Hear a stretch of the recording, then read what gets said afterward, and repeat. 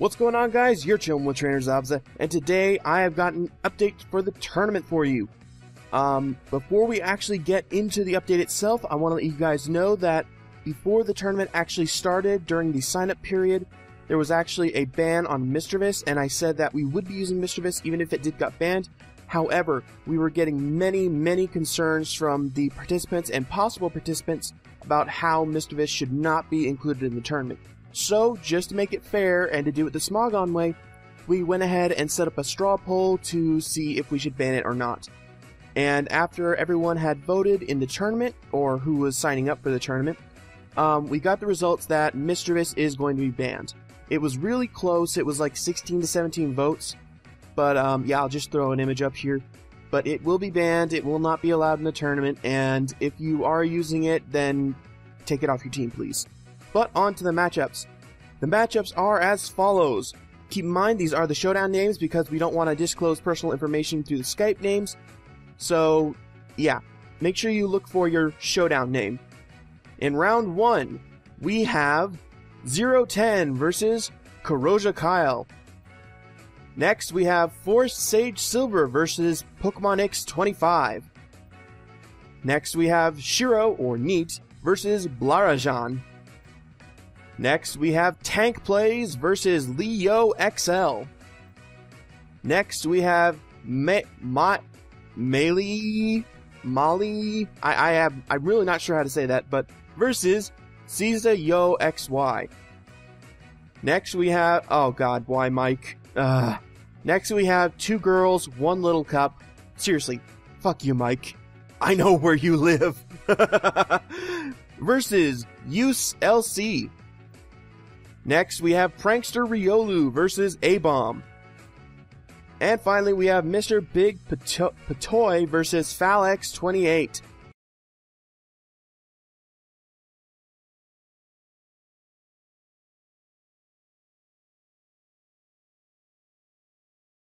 Now, you may be wondering why there's so few entrants. That's because, 1, some people didn't get entered. Unfortunately, they did not meet the requirements, or they did not give me a valid Skype contact.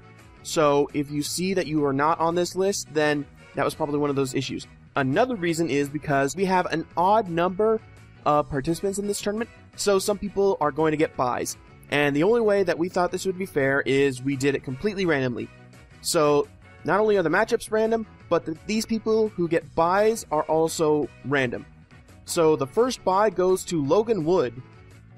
Next buy goes to Insane Legend. Next buy goes to Juby. Next buy goes to Kittens Deluxe. Next buy goes to Rarer. The next buy goes to Glicardo. And now the final buy goes to Nudisto. So, if you heard your name and you see it on the screen, you got a buy. Otherwise, everyone else, you have someone to face in the tournament for round 1. The way this is going to work is I actually have the brackets. Here's an image of the brackets for you guys to see. I'm also going to have a link in the description for the challenge. I think that's how you say it. For the challenge, you can see it in real time, updating if you want to. The way we're doing this is we have it in brackets. Now, if you're still looking at the image, then you'll notice that if you're still looking at the image, you'll notice that people in the V bracket are going to be contacting Kelsey for your opponent's information. This is one of the reasons why I needed co-hosts for this tournament, because this can get really messy really quickly. So if you need your opponent's contact information, contact Kelsey. She will give you your opponent's contact information. And if you happen to be in the W bracket, then you need to contact Macle for your opponent's information. As you can see, their Skypes are on the screen, and there will also be in the description below if for some reason you can't read it there. However, I do have one thing to say. For this first week, just this first week of the tournament rounds, for W bracket, you will be contacting me instead of Macle. Macle is out for the week. I can't remember why. I just know that he's not going to be available to contact you guys.